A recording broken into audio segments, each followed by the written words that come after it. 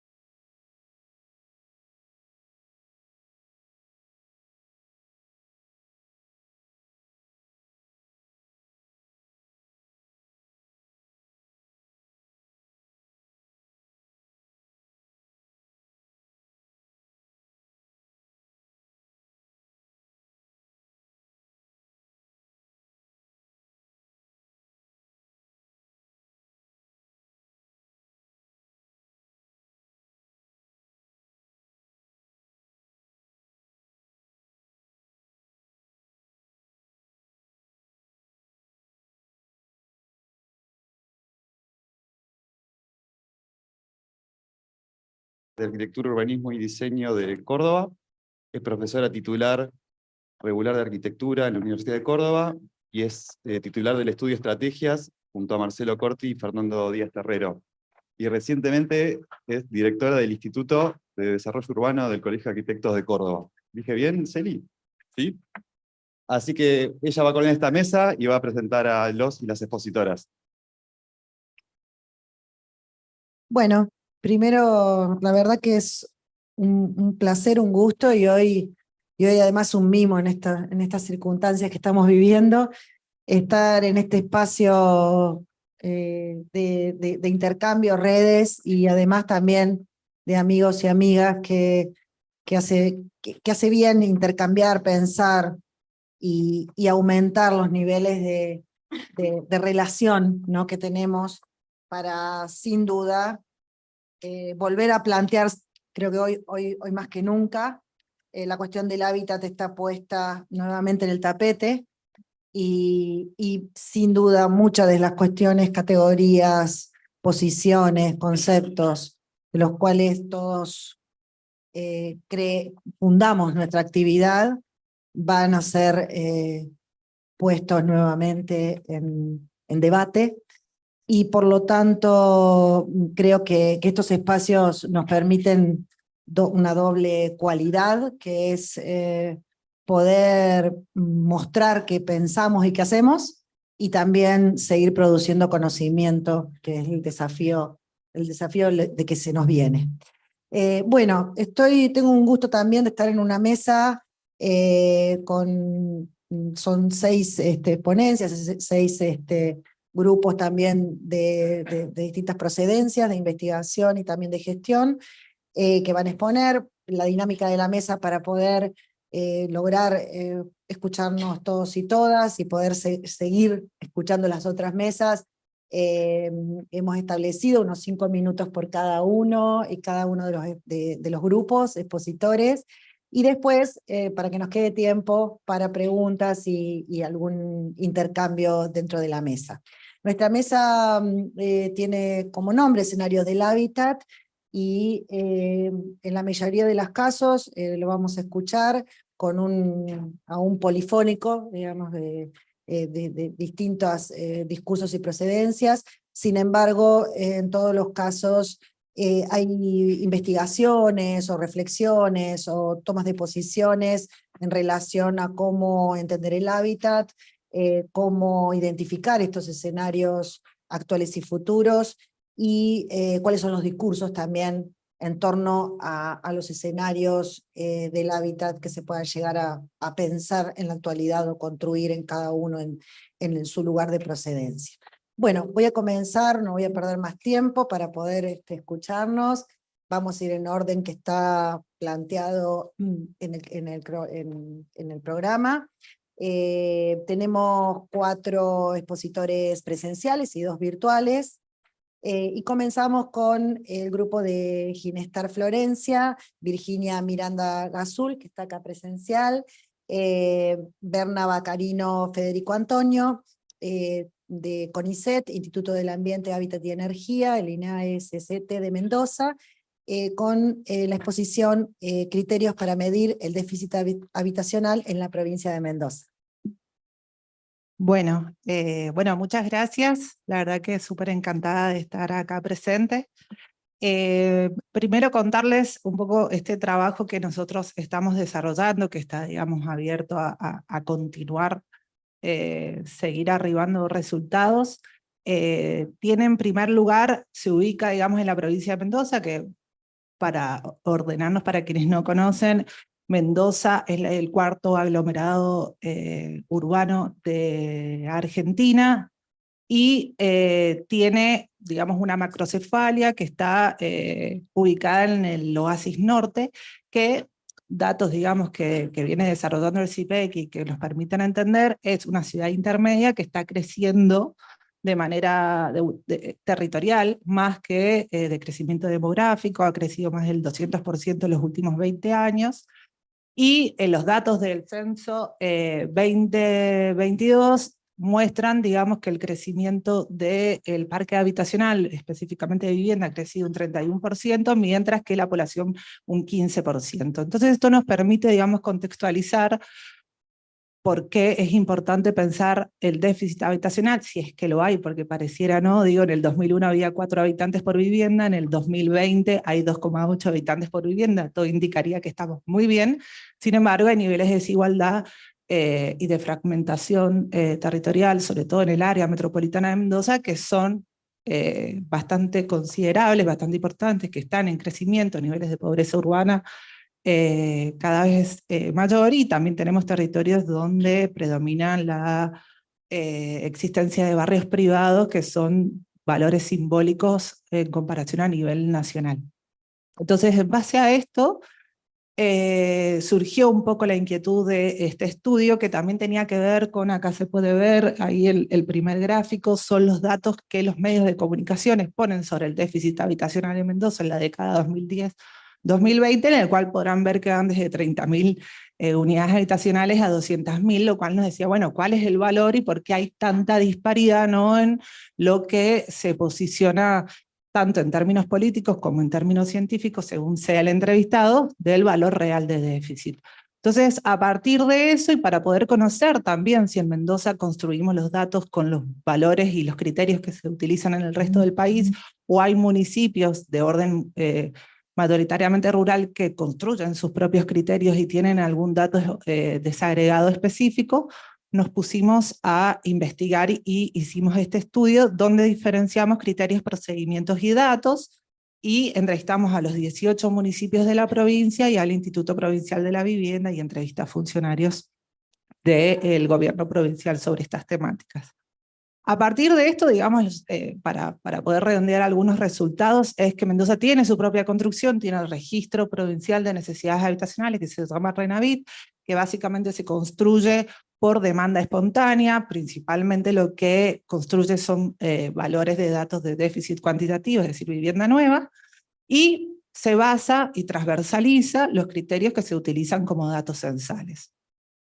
En esto, digamos, algunos resultados es que las diferencias son abismales, sobre todo entre el censo, que da un dato de 210.000 unidades habitacionales, estos son datos 2010, no tenemos todavía los datos 2022, y, por ejemplo, el Instituto Provincial de la Vivienda y el valor total que nosotros construimos a partir de lo que registran los municipios está entre 130.000 y 120.000, es decir, hay 100.000 unidades habitacionales que difieren según las instituciones y que claramente tienen que ver con los criterios con los que se han construido.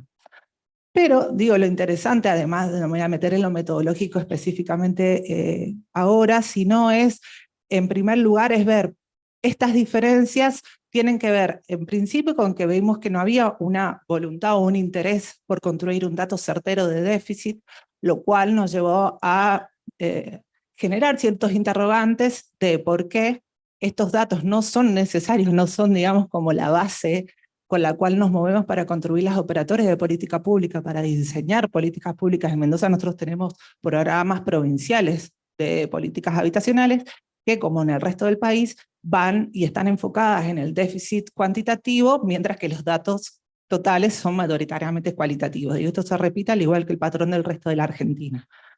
Entonces, digo, parte de los interrogantes que surgieron a partir de esto es si los datos de déficit son el indicador que nos tenemos que construir, digamos, para definir el horizonte de nuestras políticas públicas, cómo podemos mejorar y cómo podemos ampliar. Nosotros hemos estado viendo otros antecedentes que tenemos, bueno, a Di Virgilio, Serrati, que vienen construyendo y empezando a ampliar, digamos, con datos demográficos y vinculando, digamos, los datos censales, que son sumamente interesantes, que nosotros vimos que en los municipios, digamos, también se observa que esto no está, digamos, vinculado y no está relacionado, no están incorporados, por ejemplo, las poblaciones de los sectores inquilinos, no están incorporadas, digamos, las poblaciones de situaciones de violencia de género o diversidades, las heterogeneidades territoriales. Digo, nosotros tenemos departamentos que son netamente rurales, sin embargo construyen en un dato transversal que unifica y neutraliza las situaciones locales, y lo que vemos es esto principalmente, ¿no? El déficit habitacional no está vinculado al entorno, no se incorpora al entorno en relación a la construcción de estos datos globales. Y a partir de esto me parece interesante también decir, bueno, ¿cómo podemos complejizar esto? Es parte de lo que todavía no hemos desarrollado, pero sí me parece que por ahí el laboratorio puede ser un espacio sumamente interesante. ¿Cómo complejizar la construcción de esos indicadores? Quizás preguntarnos si el déficit es el indicador o qué otro indicador podría ser nuestro posible horizonte. Y también reconocer que el Registro Nacional de Barrios Populares me parece que es un dato que es el que se está utilizando en gran parte de los territorios. Tiene el Observatorio de Barrios Populares desagrega datos que son sumamente interesantes y que muchas veces se geolocalizan de manera más cercana a la diversidad y heterogeneidad que tenemos en nuestro territorio. Esos son, bueno, algunos de los datos que vemos, digamos, de paridad de datos. Y bueno, en este momento estamos como en este proceso de, tanto en el instituto que estamos trabajando en CONICET, empezando como a reconocer en primer lugar cuál es el diagnóstico y dónde estamos parados para poder entender el acceso al hábitat en la provincia. Principalmente nuestro objeto de estudio está haciendo el área metropolitana de Mendoza, y en esto, digamos, empezar después a focalizar en distintos sectores poblacionales, que más tarde vamos a poner datos sobre el sector inquilino, que hoy también está en boga porque están discutiendo, ¿no?, el proyecto. Así que, bueno, eso dejo abierto para preguntas muy rápido. Gracias.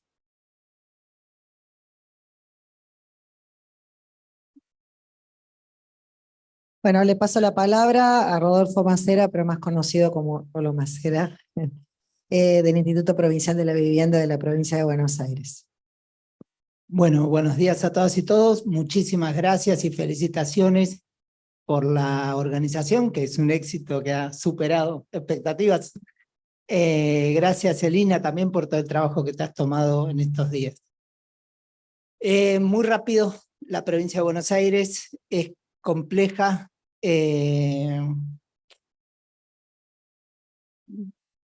Nos faltaba en esa complejidad, cuando llegamos, nosotros nos incorporamos a la gestión de vivienda específica hace 2 años. En estos 2 años, lo primero que nos encontramos es que no había un relato, no había un panorama de organización de la política pública del hábitat y la vivienda en la provincia de Buenos Aires. Hay cosas activas, hay programas con inercias que se aceleran o se desaceleran según coyuntura, pero no hay una mirada integral y una política integral. Así que tratamos de abocarnos rápidamente a poder pensar en esos ejes que pudieran ordenar un poco el pensamiento y el abordaje de la problemática. Eso coincidió también con la creación del ministerio en la provincia de Buenos Aires de Hábitat y Desarrollo Urbano, que yo creo que es una creación que está para madurar, que ha tenido un inicio que es positivo, pero que es una herramienta todavía a construir, a sumar, a poder fortalecer. Bueno, en ese inicio lo que hicimos fue ordenar los ejes de abordaje en 5. El primero de esos ejes, y un poco mandato de Axel irrevocable para todas las áreas de gobierno de la provincia de Buenos Aires, que es tener un Estado presente. Buena parte de la problemática o buena parte de la maquinaria de la provincia de Buenos Aires está diseñada para no poder hacer. No se puede, no se puede, no se puede, y el no se puede es un lugar de confort para la gestión, porque razones para no hacer algo, ahí todo el tiempo, sobran, todo el tiempo. Entonces, o porque, sí, por todo lo que ya sabemos. Entonces ahí ha habido un mandato directo del gobernador que todo problema es un problema que el Estado debe poder absorber. Y si no tiene las herramientas, nuestra obligación es crearlas. Pero no nos podemos correr de la obligación, de la responsabilidad de poder garantizar el derecho a un hábitat digno de todos los ciudadanos. En función de eso se ha hecho bastante, se ha hecho mucho. Siempre con el pudor de entender que todo lo que se ha hecho es mucho, creo, en comparación con lo que se estaba haciendo, y es muy poco en comparación con todo lo que tenemos para hacer en relación a la magnitud del problema. Pero ahí, bueno, interactúan varios actores, desde la Subsecretaría de Tierra y Vivienda, que está por fuera del ministerio, pero con quien articulamos bien, con Rubén Pascolini y todo el equipo de Rubén. Está el OPISU, que es el órgano para la inclusión sociourbana, la integración sociourbana de barrios y asentamientos, que está con un trabajo muy activo en toda la provincia, fundamentalmente en el AMBA. Y desde el Instituto de la Vivienda también estamos trabajando mucho. Ahí cito 2 ejemplos, uno más típico, pero que es lo de Guernica, que creo que todo el mundo tiene en la cabeza, que fue un episodio de un desalojo judicial, pero que tuvo una consecuencia violenta, mal manejada, creo yo, y que para el gobernador quedó eso como una deuda inicial, casi iniciática de su gestión. Hoy se están construyendo 850 viviendas con infraestructura, con espacio verde, con todas las obras necesarias, y un poco todo ese proceso, el cierre en un tránsito que es complejo, absolutamente complejo, pero el tránsito de esa complejidad está terminando en esa obra que ya está en marcha de viviendas en ese lugar. Después hemos diseñado muchas cosas en innovación. Yo creo que eso, nuestro ADN universitario tiene que ver con eso también. Hemos diseñado un tipo de vivienda que permite resolver la situación de las viviendas que están asentadas con mucha precariedad en los márgenes de los arroyos. No quiero entrar en detalle por el tiempo, pero hicimos un sistema que es autosustentable en términos de consumo de suelo, para poder resolver la situación de esas familias, contemplando la estrategia económica de cada una. Eso está en marcha también como una experiencia piloto en el Arroyo Las Piedras, en Quilmes, las primeras 30.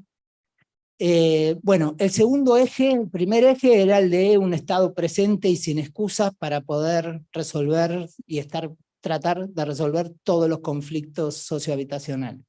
La segunda tiene que ver con el equilibrio del sistema de ciudades. La provincia de Buenos Aires, a nadie se le escapa, es una provincia particular, tiene el 80% de la población en el 3% del territorio, y para eso también hoy lo que tenemos, a diferencia de algo que había nacido en la gestión de Duhalde en su momento,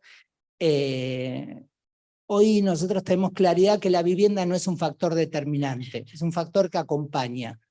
Y en ese acompañar, creo que lo más interesante es saber que hay un acompañamiento desde las áreas de producción, desde el Ministerio de Producción, para poder generar trabajo legítimo y valor agregado en los procesos primarios productivos de todos los 135 municipios de la provincia.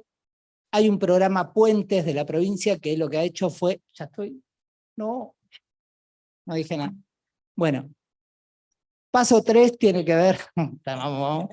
Paso 3 tiene que ver con volver a tener una calidad en la oferta de vivienda, que no estamos haciendo vivienda precaria, no estamos haciendo vivienda para pobres, estamos haciendo vivienda con mucha diversidad tipológica, de densidad, siempre controlando, tratando de controlar quién va a ser la ciudadanía destinataria. El punto 4 es que hemos reabierto el trabajo con sindicatos, organizaciones sociales, cooperativas, que también son brazos ejecutores, y el 5, que por lo menos lo quiero dejar enunciado, es hacernos cargo de cómo se expanden las ciudades de la provincia de Buenos Aires. Y en eso estamos, en general la academia ha tenido un consenso fuerte que el área metropolitana no se debe expandir, que se debe densificar. No obstante, hace 40 años que el área metropolitana se expande y de la peor manera, con un patrón de absoluta fragmentación. Y para eso hemos armado una propuesta que la estamos poniendo también como prueba piloto en 2 municipios, como para poder generar un patrón de expansión de ciudad que sea más inclusivo, que sea más integrado, que fundamentalmente no comprometa, no sume inercia a futuro territorial a los procesos de fragmentación económica que por ahí, desde el punto de vista de redistribución de riqueza, se pueden arreglar o componer mucho en periodo de 10 o 15 años, pero la fragmentación territorial, la consecuencia de un gran barrio cerrado con un paredón y una barriada popular al lado, la consecuencia social y económica de eso nos va a durar por lo menos 100 años. Entonces hemos entrado a trabajar en hacer propuestas para tratar de intervenir en eso.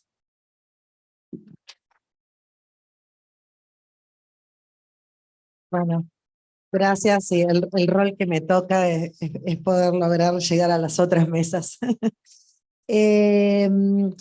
Bueno, de hoy la palabra a Mariana Schweider, de CONICET, de la Universidad de Buenos Aires, del CIJAM. Bueno. Ahora sí, no. Hola, ahí está. Bueno, un saludo para todos y todas. Me sumo a los agradecimientos que fueron manifestados en esta mesa, a los organizadores y a los que pensaron esta iniciativa que considero de gran valor, tanto para la academia como para la gestión y para la educación, ¿no? Para la enseñanza, como se manejaba acá y se manifestaba en las mesas anteriores. Yo vengo acá a presentar un poco cuáles son los contenidos de los trabajos que venimos desarrollando dentro del programa Territorio y Sociedad. Es un programa que se inscribe en el Centro de Investigaciones de Hábitat y Municipio de la Universidad de Buenos Aires, de la FADU, y que tiene, por un lado, un conjunto de investigadores, algunos agrupados dentro de 3 programas, el Observatorio Urbano Local, ¿sí?, que dirige Artemio Aba y que trabaja temas del mapa social heredados de Torres y de las centralidades urbanas, el programa IRUS que dirige Fernando, de Interdiseño para el Desarrollo Sustentable, que trabaja temas de hábitat popular, y este programa Territorio y Sociedad que yo dirijo, y que está integrado también por un conjunto interdisciplinario, geógrafos, arquitectos, sociólogos, que trabajamos en estas temáticas del territorio, ¿no? Programa que tiene 3 grandes líneas de trabajo vinculadas a la producción del territorio en vinculación o articulación con las actividades extractivas, la producción del territorio en vinculación con las grandes infraestructuras, y la producción del territorio vinculados a los asentamientos humanos, ¿no? Y esto es lo que vengo a presentar, ¿sí? Estamos enmarcados en un proyecto del PICT, por eso también contenta de estar en este espacio, y en un proyecto BASIT.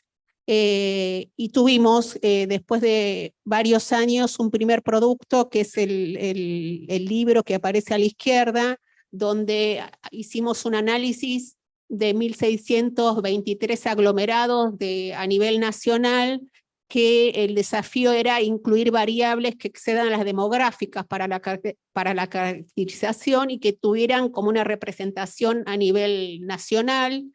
Entonces ahí analizamos variables vinculadas a las condiciones de vida, a la dinámica demográfica, a las actividades económicas, medidas en términos de empleo privado, que es la única información disponible, estos desafíos de la falta de información que sufrimos. Y también trabajamos el nivel de servicios y la complejidad de servicios, y a partir de eso es que describimos jerarquías urbanas o tipologías urbanas, porque algunas no son jerárquicas, y con eso justamente nos apoyamos en las definiciones de lo que son los aglomerados intermedios, que entendemos que no están vinculados a la cantidad de población, sino a las funciones que ejercen en el entorno en el cual se insertan.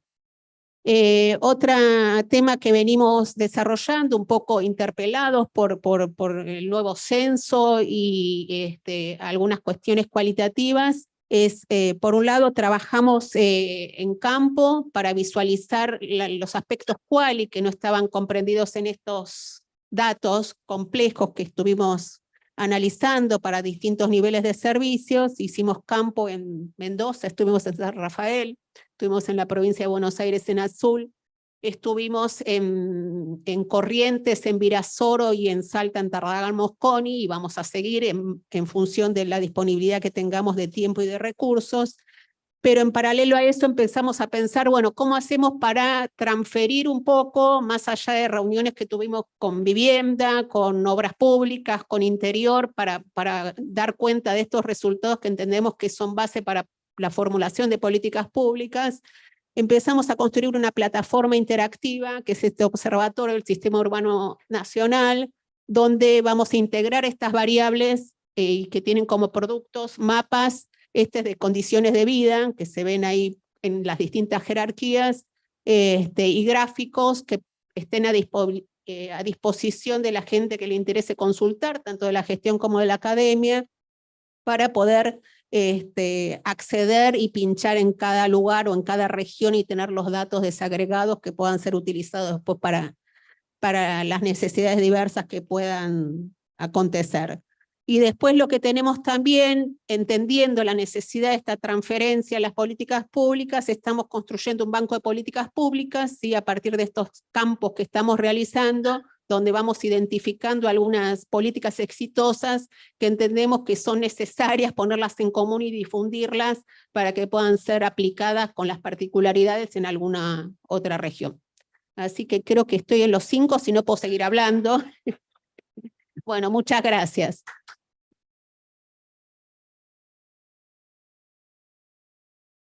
Bueno, le doy la palabra a Marcelo Barrale, que está presente y que han hecho un trabajo en conjunto con Heisterborg, Vanessa. Sí, me complicaron, lo hicieron a propósito. Bueno, de la Facultad de Arquitectura, Planeamiento y Diseño de la Universidad Nacional de Rosario. Sí, con Vanessa Heisterborg nos repartimos el trabajo, ella hizo la ponencia y yo dije, bueno, yo voy a Buenos Aires y a saludar a los amigos. En realidad, lo primero que nada es agradecer a Celina, a Inés y a Javier Fernández Castro la oportunidad de venir esto es más que nada, yo lo vivo como una especie de mimo gigante, digamos, en un momento donde no la estamos pasando del todo bien. Y por otro, yo tengo 40 años de docente, me estoy por jubilar. Y lo que es muy, muy bueno es ver tanta gente joven aquí. El segundo punto es, parafraseando un poco a Rolo Macera, decir que se puede hacer en un ministerio. Yo podría decir que se puede hacer de una cátedra de proyecto en una facultad de una universidad radical en la Argentina, ¿no es cierto? Una universidad grande, donde generalmente, por lo menos las que yo conozco, en algún caso en Buenos Aires es más abierto, más plural, en la FADU, pero no hay mucho interés desde de los rectorados, de la universidad, en fin, para apoyar esta iniciativa como la que les voy a contar ahora. Yo me voy a superponer un poco con el relato del decano Pedro, que es un exalumno del taller que yo dirijo. Nosotros, digamos, la cátedra de proyectos tiene un problema de asistematicidad o de no sistematicidad difícil de constituirse en un proyecto de investigación, por lo general.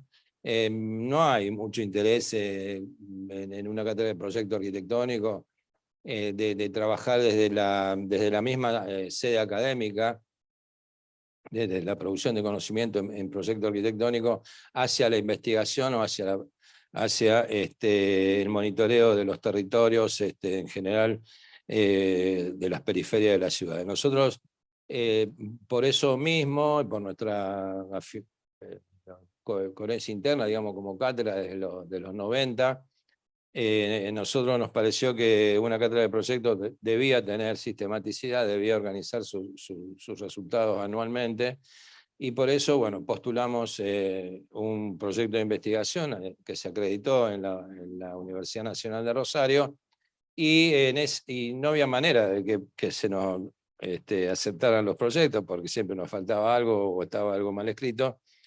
Pero bueno, públicamente quiero agradecer, si no fuera por Jorge Sarquís, en los 90 nosotros no podríamos haber tenido un proyecto de investigación o de exploración proyectual como el que venimos sosteniendo hace 25 años más o menos.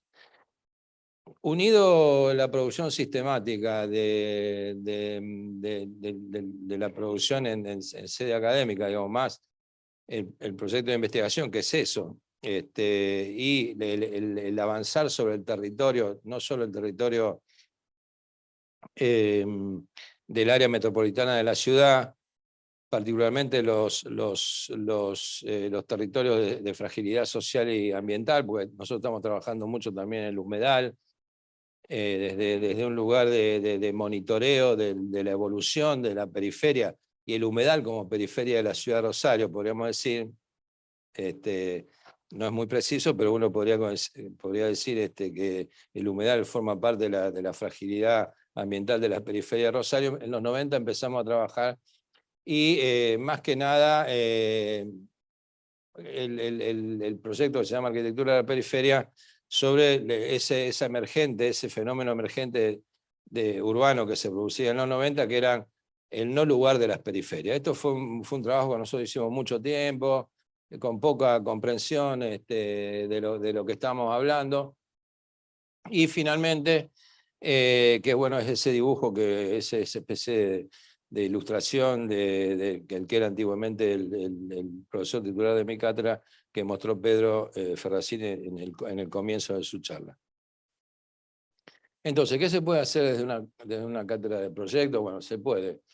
Nosotros hemos transformado el taller, digamos, nos pareció que todos los años teníamos que publicar las investigaciones o las exploraciones y los avances que íbamos logrando en el trabajo entre docentes y estudiantes, y graduados también, y obviamente trabajando transdisciplinariamente, siempre incorporando un codirector o una codirectora que nos ayudara con algunas cuestiones sociales del territorio, pues somos nada más que arquitectos.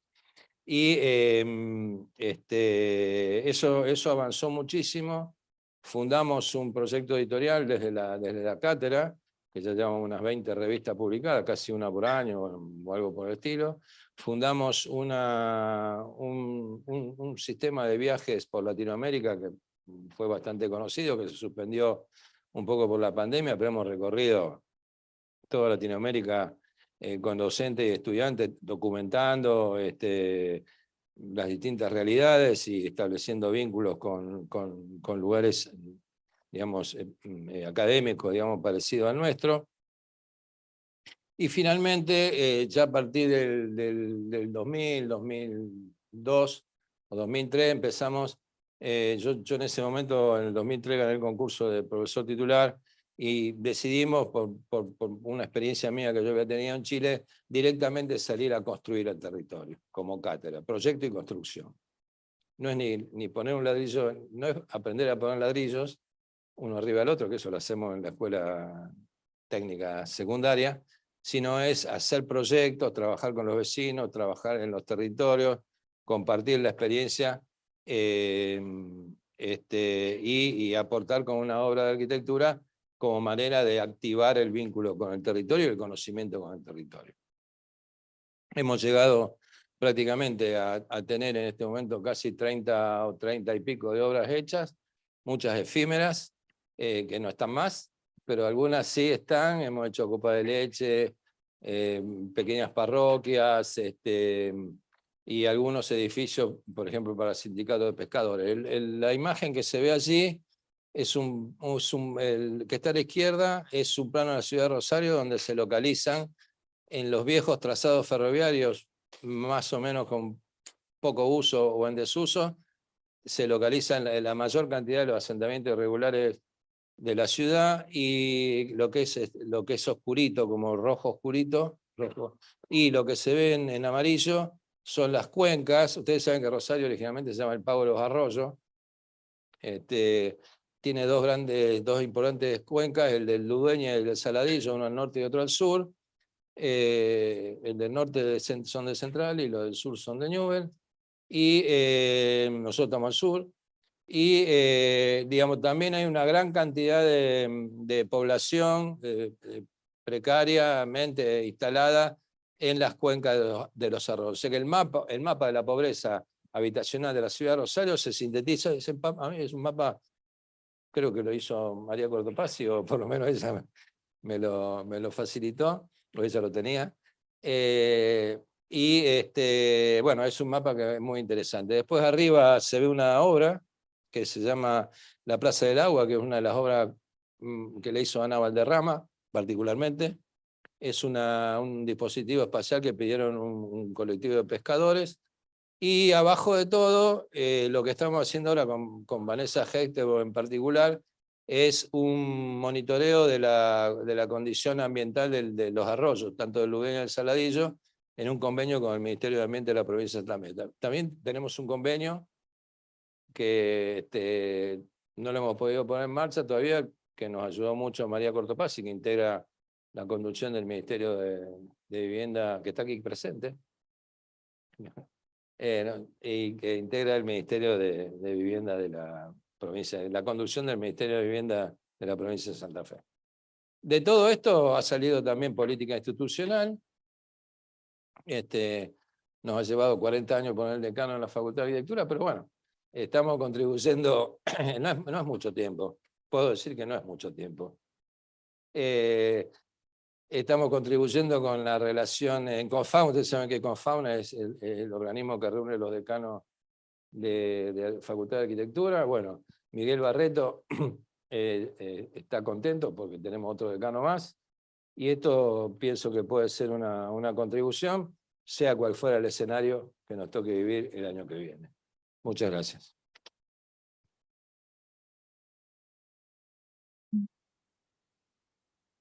Bueno, tenemos dos expositores virtuales, así que pasamos a la pantalla. Y esta mesa es no solamente del hábitat argentino, sino podríamos ya decir latinoamericano, porque tenemos un uruguayo representante, Lucas Parodi, de la UDELAR de Uruguay, de la FADU, de la maestría, y de la FADU, de la maestría en investigación proyectual.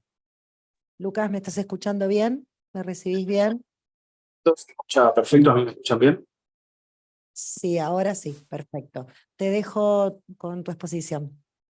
Dale, muchísimas gracias, me sumo a los agradecimientos, la verdad, muchísimas gracias por permitir estas cuestiones, y lamento no poder estar de manera presencial, que suelo cruzar el charco, como nos gusta decir a nosotros, y estar de visita por allí. Hoy me toca de manera presencial, como bien me presentaba Celina, soy arquitecto de aquí de Montevideo, y estoy en este momento cursando, soy estudiante de la maestría en investigación proyectual, orientación vivienda, de la UBA dentro del marco del centro Poiesis. Lo que hoy les voy a presentar muy brevemente es para sumar a la mesa de debate algo que está en curso en este momento y en ese marco de maestría, como un enunciado de prefiguración de investigación proyectual que centra su mirada en los espacios residuales de carácter colectivo en las propuestas de vivienda social, que yo titulo Domesticidad aumentada y precarizada por el momento, y que centra la investigación en la foto que ven de fondo en la presentación, que es el barrio Malvin Norte, aquí en Montevideo, Uruguay, que es un barrio no tan lejano del centro de Montevideo, que concentra una amplia gama de propuestas de construcción de vivienda colectiva de diferente índole, centrada a partir de los años 60 y durante la dictadura cívico-militar de nuestro país. La investigación focaliza el estudio en los espacios que ostentan de capacidades de domesticidad externa, lo que yo llamo capacidades externas o extendidas de la vivienda, es decir, los espacios colectivos que arrojan estos grandes complejos de vivienda en el barrio Malvin Norte. El barrio se compone de una trama urbana escasamente agregada y disímil, de amplia diversidad arquitectónica, caracterizada por la ausencia de espacios colectivos, o al menos espacios diseñados para ello. En él consisten desde inmensos complejos habitacionales desarrollados a partir de los 60 hasta asentamientos irregulares. La investigación se centra en este contexto, pero creo que el objetivo que arroja es trazar cuestiones en común, ya que creo que en todas las ciudades latinoamericanas y por supuesto en Argentina compartimos este tipo de construcciones de vivienda colectiva. Me pregunto, sus límites y usos precarizados, ¿qué relación guardan con la repetición y proliferación masiva de una tipología de vivienda típica, conocida como vivienda social o vivienda para pobres, que mencionaban en otras ponencias? ¿Cómo se vincula la calidad de los espacios intermedios o colectivos con, a su vez, la calidad de la vivienda? El barrio Malvin Norte se caracteriza por su heterogeneidad urbanística, paisajística y social, y sobre todo por la exposición de accesos diferenciados a los habitantes a la vivienda propia. En él, como afirman quienes los han estudiado, todo el universo de lo posible en la ciudad de Montevideo existe en Malvin Norte, y allí se encuentran al menos 4 urbanizaciones, entre comillas, que configuran una suerte también en comillas de arquitectura política, desde grandes complejos habitacionales, públicos y privados, desde cooperativas de vivienda, desde agrupamiento urbano tradicional y asentamientos irregulares. En suma, Malvin Norte nos ofrece un crisol de todo lo posible en Montevideo, desde lo regulado por el Estado en diferentes momentos históricos, con la construcción de viviendas enmarcadas en planes nacionales, a instalaciones de asentamientos irregulares, construcción privada y demás. De alguna manera, estas diversas expresiones habitacionales que conforman el conglomerado ofrecen mayoritariamente espacios con capacidades que yo llamo domesticidades internas precarias, es decir, las viviendas, y a su vez arrojan lo que yo llamo domesticidades externas, todos aquellos lugares que son apropiados por fuera de las viviendas para diferentes tipos de usos. Como decía, por ejemplo, Ariel Gravano en 2005, la conciencia sobre la ciudad proviene de la constatación de los problemas urbanos, principalmente el de la vivienda de los trabajadores. ¿Cómo no pensar que estas formas de concebir y habitar los espacios con capacidades de domesticidades limitadas o con problemas, no es un problema para la investigación proyectual y por supuesto para la construcción de vivienda futura, con el fin de generar mejores y adecuadas propuestas habitacionales? De alguna manera es una investigación que, como dije, se encuentra en curso en este momento y tiene como el fin y la intención de hacer una prefiguración de un campo de estudio compartido con contextos muy similares en Latinoamérica, con el fin de preguntarse qué vamos a hacer de alguna manera, y hablando pronto, con todo lo que hemos construido de vivienda colectiva hasta los años 60, 70, 80, de estos grandes complejos que bueno, ahí los tenemos, se podría decir. Nada, trazar un poco también para sumar a la mesa otros puntos de debate sobre lo ya construido, además de los planes que se vienen, o de estos territorios olvidados también de las ciudades. Muchísimas gracias, lo hago breve. Nuevamente el agradecimiento a toda la gestión. Gracias.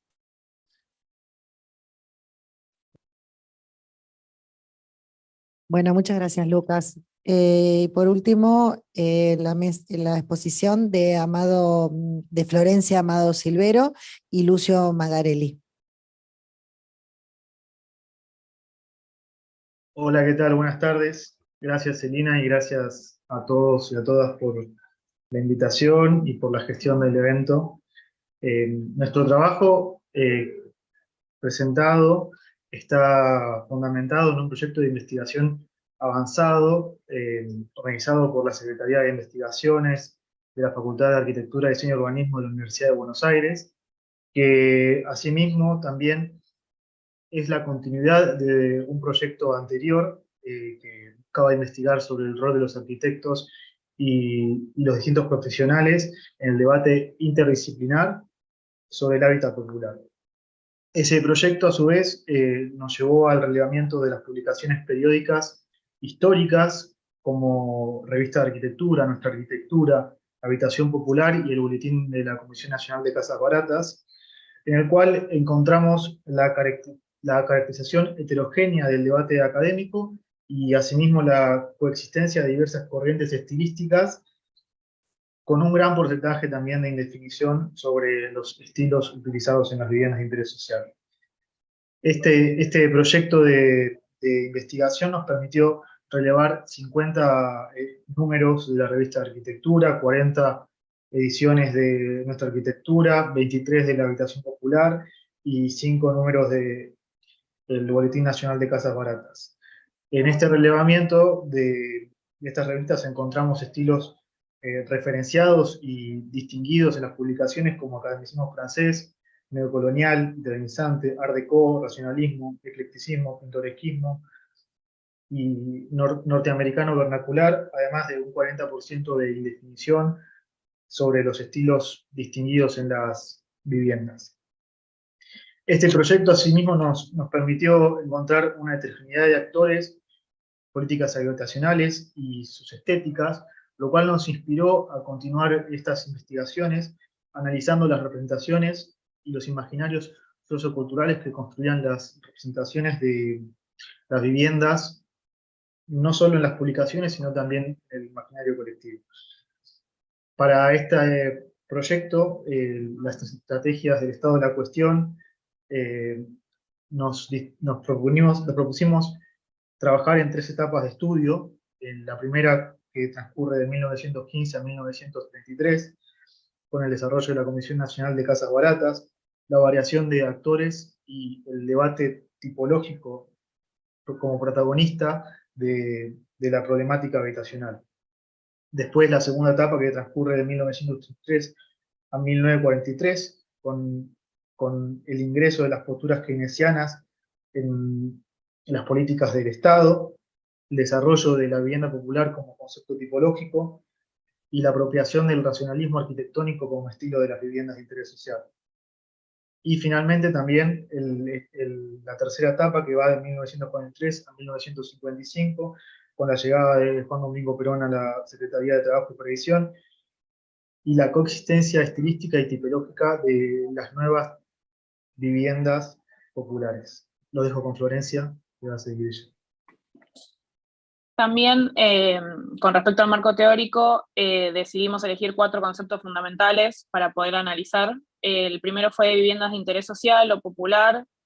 Todavía estamos internamente en discusión sobre si ese es el mejor término o no, pero básicamente por ahora es el que abordamos. La heterogeneidad estilística, lo cual nos va a permitir comprender a la producción de la arquitectura de interés social en una trama compleja de alta diversidad. 3, los imaginarios sociales, los cuales nos permiten comprender el fenómeno como una cuestión cultural y con ello sus implicancias. Y 4, el valor de las publicaciones periódicas, para el cual nos servimos de algunas experiencias similares, de tesis doctorales que hayan trabajado con este tipo de relevamientos, porque de alguna manera terminan funcionando como una fuente bastante particular para observar un fenómeno cultural como es la arquitectura en general y en este caso la de interés social en particular. En este último trabajo de investigación, como decía Lucio, ya contábamos con un relevamiento bastante considerable, lo cual nos permitió reflexionar sobre los vínculos entre los objetos arquitectónicos involucrados en dicha problemática y las representaciones de los mismos en las publicaciones del periodo. Como objetivo general, buscamos establecer relaciones entre los códigos lingüísticos de los discursos de publicaciones disciplinares y representaciones arquitectónicas y estilísticas. Estas relaciones se vuelven imprescindibles cuando observamos que el problema de la vivienda de interés social no radica exclusivamente en un problema habitacional, sino que también articula diversas estrategias estilísticas a fin de constituir imágenes y representaciones inherentes a los tiempos políticos de cada periodo, que con nuestro trabajo pretendemos ilustrar y caracterizar. Muchas gracias.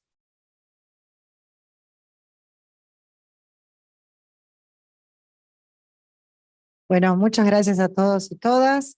Tenemos unos minutitos para abrir a preguntas. Y aquel que quiera hacer alguna pregunta general o alguna particular a los expositores o a las expositoras.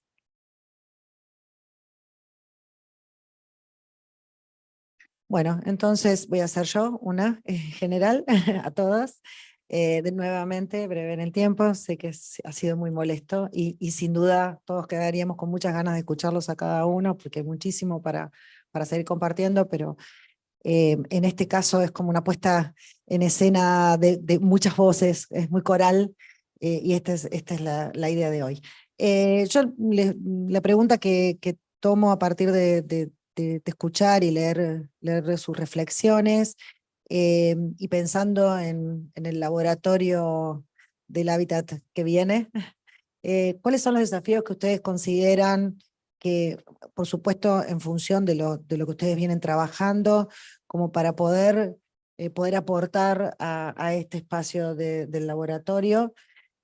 Algo que es común a todos los trabajos que se han presentado es que sin duda la investigación requiere tiempos largos, ¿no? O sea, requiere de mucho tiempo en un lugar, mucho tiempo en un tema, requiere de poder publicar, requiere de poder compartir lo que se ha hecho, y esto por supuesto requiere de políticas públicas que lo sostengan, ¿no? También de estos espacios generados a partir de esos apoyos. Entonces, bueno, ¿qué opinión tienen? Y en esto también nuevamente breve para que todos puedan opinar. Yo creo que los 40 años de democracia, y creo que es un momento además que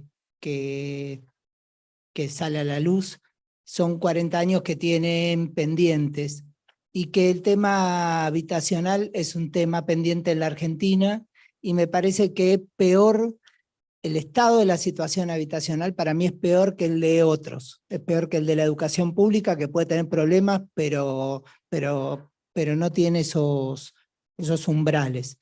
Lo mismo la salud, que al menos en el caso de la provincia de Buenos Aires, la pandemia realmente fueron momentos de zozobra porque no sabíamos la altura que iba a tener la ola del tsunami, pero el sistema de salud pública pudo aguantar sin que ninguna vecina, ningún vecino bonaerense tuviera asistencia médica.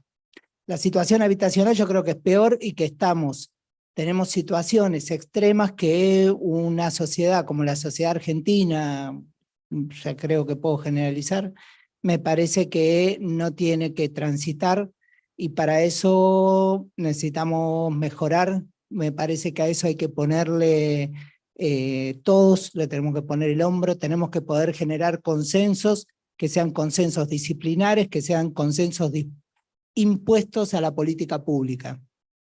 Hay ciertas cuestiones de la política sanitaria que no vuelven para atrás. No se discute, si no es con un tremendo escándalo, no se discute el calendario de vacunación, no se discuten los días de escolaridad, pero sin embargo no hay presupuestos firmes, fuertes, sobre cuáles son los estándares de políticas habitacionales, de soluciones que tiene que tener una sociedad. Y me parece que en eso tenemos que poder trabajar, tenemos que poder construir consensos, y que esos consensos sean consensos de agenda que la sociedad los pueda apropiar y que por ende sean también con fluctuaciones luego, pero que sea una agenda de la que no nos podamos correr como sociedad. No me cabe duda que tenemos todos los elementos, todos los condimentos, crisis va, crisis viene, tenemos todas las condiciones para estar mejor y para tener algunos presupuestos donde la garantía de nacer en un país como la Argentina no tenga la zozobra de no saber si va a haber una espacialidad decente donde transitar la vida con oportunidades mínimas, por lo menos. Y me parece que eso es un desafío que tenemos que tener. Me quedo si hay otra pregunta después la cuelo, pero me quedaron datos cuantitativos que tendría que haber dicho. No, una cosa importante, las ponencias y las exposiciones van a estar en este equipo publicadas gracias a este maravilloso equipo que ya ha pensado en eso. Así que tranquilos los expositores, como el público también, de que va a poder acceder a todo el material, ¿sí?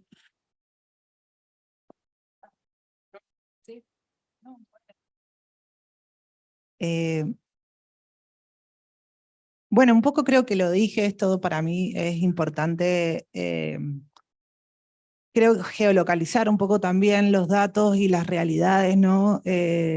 No sé, esto de ser ciudad intermedia, que no somos metrópolis, grandes metrópolis, entonces tenemos realidades y situaciones muy particulares, imagino, ¿no?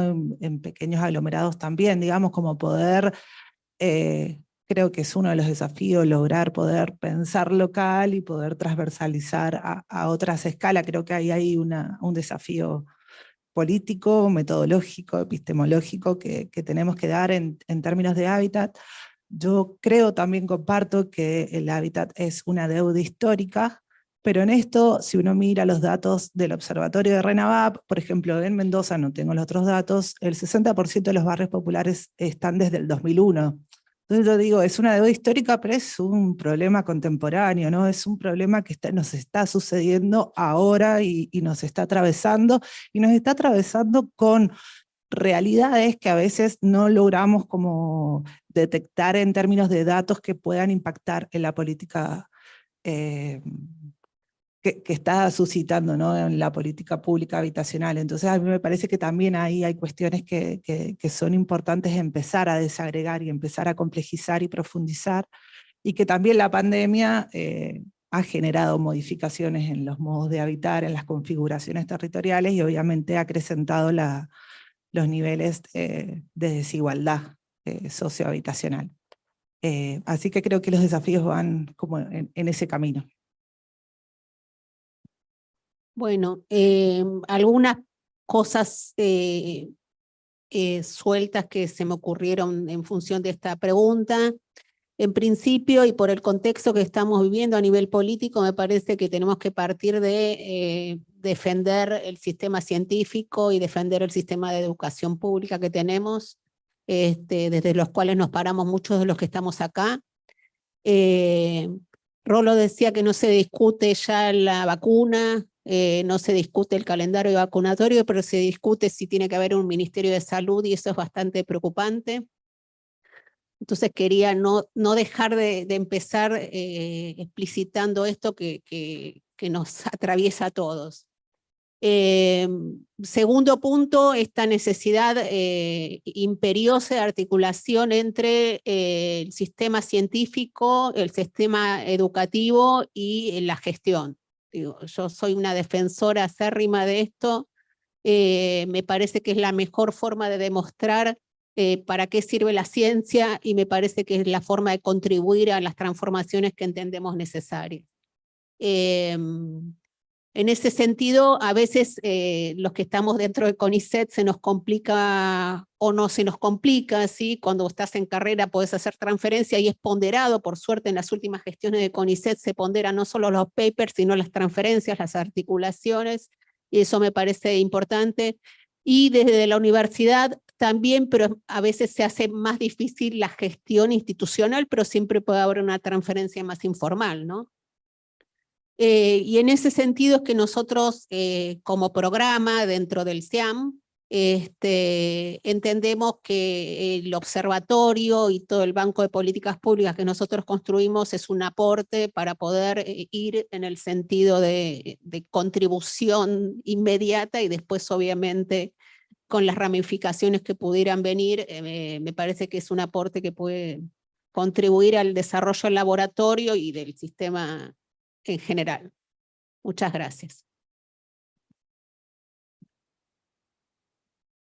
Sí, un tema que a mí hace rato que bueno, el grupo en el cual yo trabajo, en el equipo en el que yo trabajo, y hemos intentado algunos diseños de algunas herramientas, digamos, que podrían aportarse, es, digamos, si las grandes capitales latinoamericanas, o por lo menos las que uno conoce, o ciudades de más de 1 o 2 millones de habitantes para arriba, tienen un nivel de autoconstrucción muy elevado, como por ahí alguien dijo, el 50, 60, 70%, las personas ya no construyen su propia, no solo autoconstruyen su propia casa, sino autoconstruyen sus ciudades enteras, digamos, ¿no es cierto?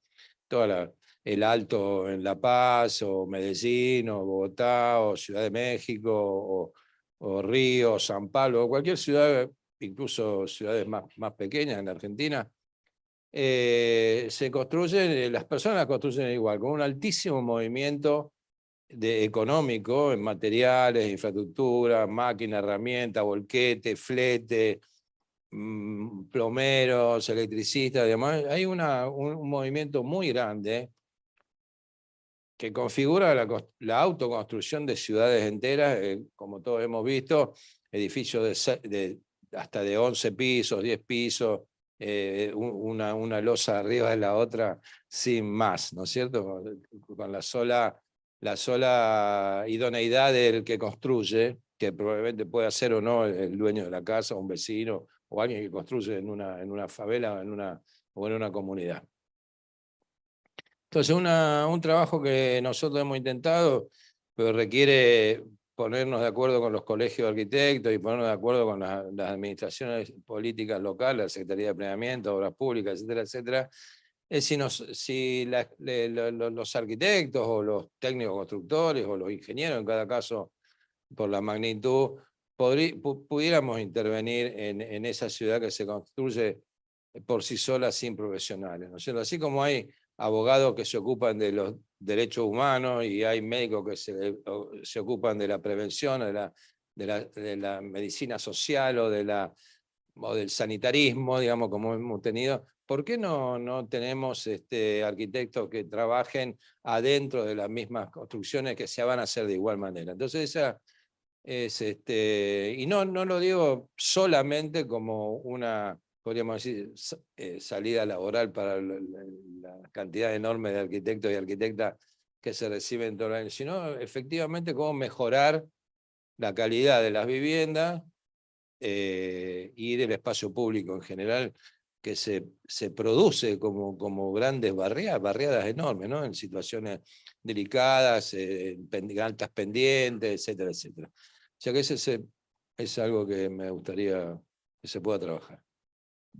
Bueno, muchas gracias, Marcelo. Los dos grupos virtuales, ¿quieren dar alguna opinión rápida? Tenemos muy poquitito tiempo. Pido simplemente me parece que este tipo de jornadas son las que construyen también otras miradas, y me parece que pasamos tiempo preguntándonos cómo juntamos la academia con la política, con los agentes, con las personas que tienen incidencia en el territorio, en fin, y me parece que es de esa manera colectiva y con este tipo de encuentros que se empieza a pensar de otra manera ciertas cuestiones. Eso. Bueno, gracias, Lucas. Lucio, Florencia. Sí, gracias. Sí, coincido con lo que mencionaban anteriormente. Desde ya que me parece que la pregunta es difícil porque quizás los desafíos del hábitat son muchos y difíciles de distinguir. Creo que desde nuestro aporte lo que podemos brindar también es las lecturas de la historia y los aprendizajes que nos puede brindar, particularmente, por ejemplo, a partir de los debates tipológicos que ya desde la época de la Comisión Nacional de Casas Baratas, desde 1915, y ya que pasaron más de 100 años, creo que podemos, no podríamos decir que el aprendizaje está totalmente zanjado, porque hoy en día las problemáticas habitacionales también generan segregación social y nos seguimos preguntando a veces si se deben construir grandes complejos o si la ubicación de los complejos es acorde o no. Creo que nosotros desde algún punto tenemos el consenso de que desde que hay que construir ciudad, y un poco también se mencionaba en las ponencias, creo que todavía debemos seguir revisando el pasado para no cometer los mismos errores, y por otro lado también desde este aporte lo que podemos seguir, como un poco se mencionaba en el inicio de la presentación de la jornada, tratar de esa manera construir la justicia social y justicia espacial también, que nos parece lo más oportuno, y que las viviendas las viviendas sociales o de interés social que se construyan no se distingan simplemente, sino que podamos encontrar los recursos y las estrategias para que de alguna manera eso se aperture y no se pueda discriminar simplemente cuáles son las viviendas de interés social, porque también construyen segregación, y de alguna manera, cuanto más aperturado esté el tema, más beneficiarios se van a encontrar, y más posibilidades de justicia social y habitacional vamos a tener, me parece. Bueno, muy bien, hemos concluido con esta mesa, así que bueno, muchísimas gracias por todos los intercambios, gracias también, disculpen también nuevamente el tema del tiempo, pero bueno, nos vamos con muchas imágenes e ideas y cuestiones que seguramente seguiremos desarrollando. Bueno, gracias a todos, un gran aplauso.